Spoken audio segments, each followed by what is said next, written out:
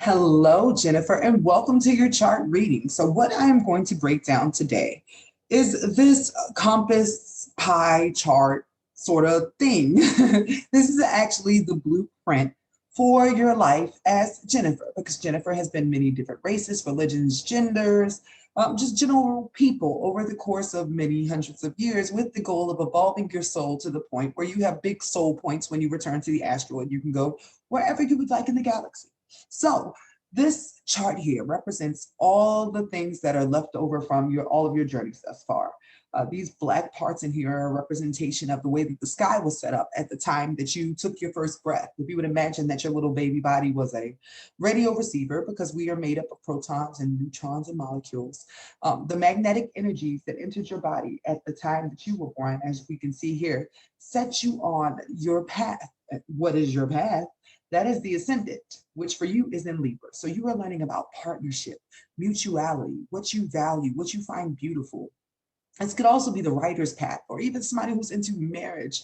For you, there seem to be quite a few different levels here, which we are going to get into. Because on this path, you are working with a backlight to show you where you came from and a flashlight to show you where you're going. Your backlight is in Aquarius in the third. This means that at some point in your past life, you were a part of a group and that's where you remained. Somewhere local, just hanging with friends, living your best life.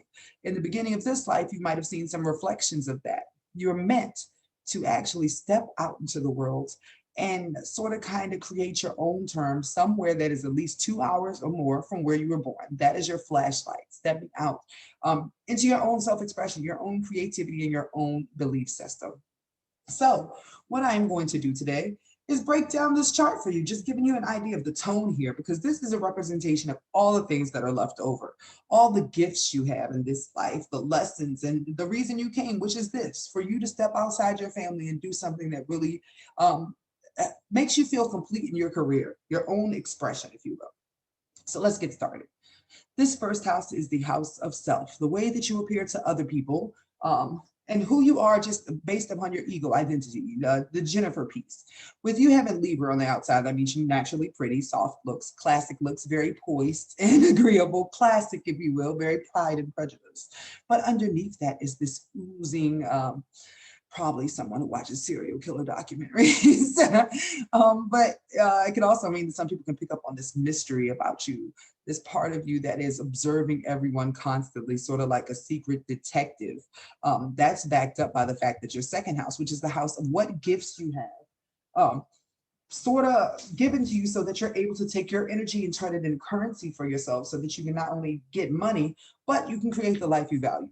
With you having this Scorpio here as well, this makes you the detective, the psychologist, and your Lilith there as well. This means your sexuality is probably a way that you also could possibly get money, but this also means you'd be really good with the stock market, investing, flipping in real estate, sex work, death work, like morgues and stuff like that, magical work also.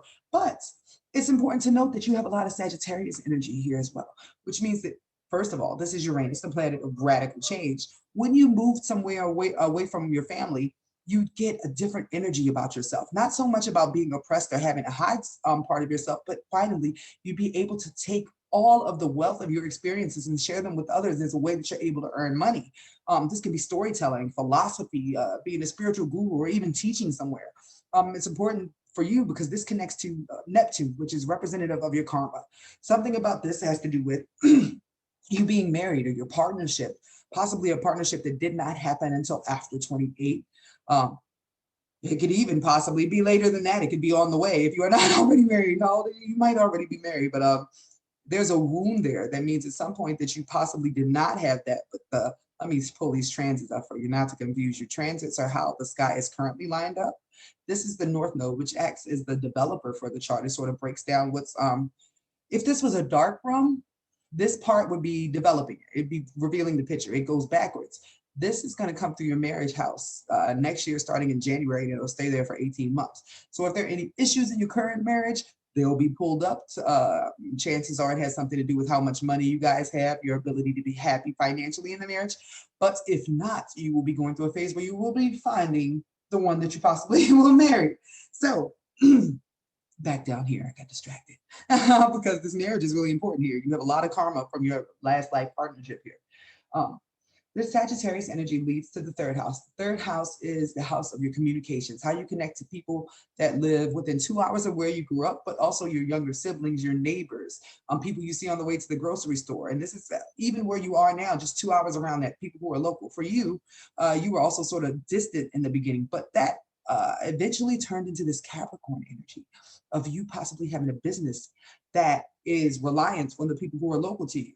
And this brings us back around to where you started last time, being a part of the community, really a deeply ingrained part in there. Maybe you're the type of person that says hi to your neighbors and they buy stuff from you with this sort of thing here, because this leads to your IC. Your IC is who you are. Of course, it would do that, right? Your IC is who you are when no one else is around. And for you, that's a part of the team, a humanitarian, but also a rebel, somebody who's into technology, possibly into science, into astrology, but also somebody who sometimes may feel distant from humanity, from the desire to be or want to be a part of a more utopian society. You don't have any planets here, which does not mean this is not important to you, because this is your family house, your roots, your foundation, where you come from, the sort of house that you have for yourself. This is the house of a genius, somebody who is always thinking, possibly even you had a family that was sort of unconventional, sort of weird, or they had more of a friendship with you than a regular parent-child relationship. And that's backed up by the fact that you have some Pisces here, which is typically indicative of coming from a place where your home was always weird. Maybe you had alcoholics or partiers or people who are on drugs. Can even be the case, but that sort of gave you this energy of Pisces and fifth. The fifth house is all about your connection with your first child, the way that you create your individuality and what you do for fun. So for you, this is all about music, film, art, dance, as your own forms of expression and your own escapes in life. You'd have a talent for any of these things, taking all of the little inspiration that comes to you in your imagination and sort of turning that into something, which would make you a pioneer because you have this Aries over here. So there are things that come through you that are very unique. Maybe do you share them with people? Because I imagine they'd be pretty cool. The interesting thing here is you have Aries in the sixth, which means that you are a fighter on a day-to-day basis, a rebel, somebody who was really out there. I'd imagine you have to go outside and run sometimes with this energy. But you are the pioneer, the person that is standing up for something. And with you having your moon here, this could also mean that you've been having to fight on a daily basis in your life, but this is related to your relationship with your mom, because the moon here is in, what's the word? A reflection of your emotional foundation and how that was developed for you. This is also sort of meaning that your emotions fuel you to get other things done. Now, this Aries energy leads to your seventh house, which means that in your marriage, there is a tone of you being sort of your own partner, or you being the strength in there. Because the second part of this chart, which is your seventh house, where we see your Chiron, which is your wound, you have a partner that might be lazy or not have as much money or drive as you, because I would imagine with this chart that you are extremely driven and dedicated to your partnership and making it work. This could also mean a very pretty partner, somebody who's sort of a hedonist, but you could also be one too, especially right now when Uranus, the planet of radical change, is going through this house, sort of changing up the terms of your marriage.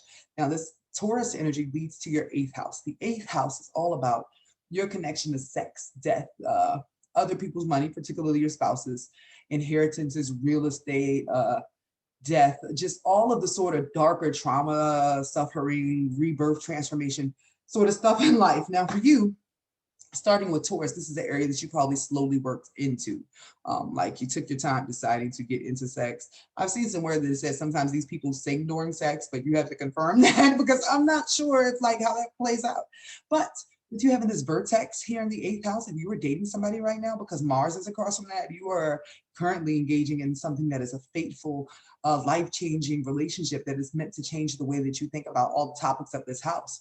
This is where your part of fortune is. This means that the way you think about the topics of the house, the way your mind works, what you're currently learning about the stock market, sex and magic and all that sort of stuff right now is connecting you to what you will be doing for your business, because the Gemini energy here rules the third house. And the third house is the house where you are meant to be an entrepreneur, if you will. Now, this Gemini energy of the learner for you that is developing and will continue to develop for the next year is going into your ninth house. The ninth house is all about foreign lands, foreign travel, higher education, and your belief system, everything that you developed outside of what your family taught you. For you, you just learned a lot about being not local. I guess that's the way to say that. You just learned a lot about the world. Maybe you started getting into things, but this kicked something up in you because your Mars is in Cancer here, which means that you have a desire to be like a mother figure or family, possibly to people who are in a foreign place. Maybe you have stepkids. Maybe you take on a second spouse, which is possible because this is indicative. This is your second marriage house. That brings out a new layer of you, something that sort of enforces the parental part of you and heals the issues that you had from your childhood with your mom. That's going on here. Um, with your Mars being in Cancer, you fight for family, you fight for women, and you fight for this in foreign lands, in other countries, in other places besides where you came from. Now we're back to your North Node and your MC. This is very powerful that your North Node is on your MC because your midheaven is medium coley, representative of what your idea of heaven on earth would be. What's the peak of this life for you? So for you, and this starts your career house, being a creative leader. This is where Palace, your unique genius, the way that your mind makes the biggest connections is in relation to kids and film and music and art, but also your son, the way that you identify, the way people see you. You might be the motivational speaker, the muse, the entertainer, the performer with this sort of setup here. But at the end of this right here, I have a little bit of Virgo, which means that through your self-expression and through you just being yourself and who you are and your unique creativity, whatever you provide to people heals them as well, because this is about being of service and you sort of are helping people function. And that's especially backed up by the fact that this 11th house of your wishes and dreams, your soul tribe, the way that you connect back to humanity is in Virgo. This means you are here to be of service to them, to help them with their mind, body, fitness, nutrition, health, in some way, shape, or form. This is where your Mercury, the way your mind works is. So you automatically are attracted to people that need healing sometimes, or people that whose lives you have to organize. But also, even though it's another sign, it's in this house, it's important to remember that these are really good planets to have for you as far as reaching your financial goals through your job. Venus is the planet of how you earn your money. Yours is in Libra, which connects back to your partnership, but this could also be literature. I see a lot of signs here that possibly you could be in charge of writing or telling some sort of story. But with this in your 11th house, it would come through your groups of friends, the people you connect to, possibly even your clients and your partnership here. Because this Libra energy leads back to the 12th house. The 12th house is the house of everything left over from the last life, the lessons that you had to learn, the parts of yourself that you are sort of dissolving, ego dissolving, in order for you to reach a balance. So for you, there was a restriction on your partnership and your marriage that may have caused multiple marriages. Jupiter is here in Libra, which means that there's a guardian angel for you as well, but also, once again, chances of multiple marriages. But Pluto being here as well means that there was a huge transformation that took place in your marriage or one of your partnerships that changed who you are as a person, because this Pluto connects to the Scorpio. And it seems like the second marriage, oh, I hope I'm not ahead of time, is the one that will really bring you into more of a peaceful energy within yourself. So let me know how this went or turned out. So thank you so much for this opportunity.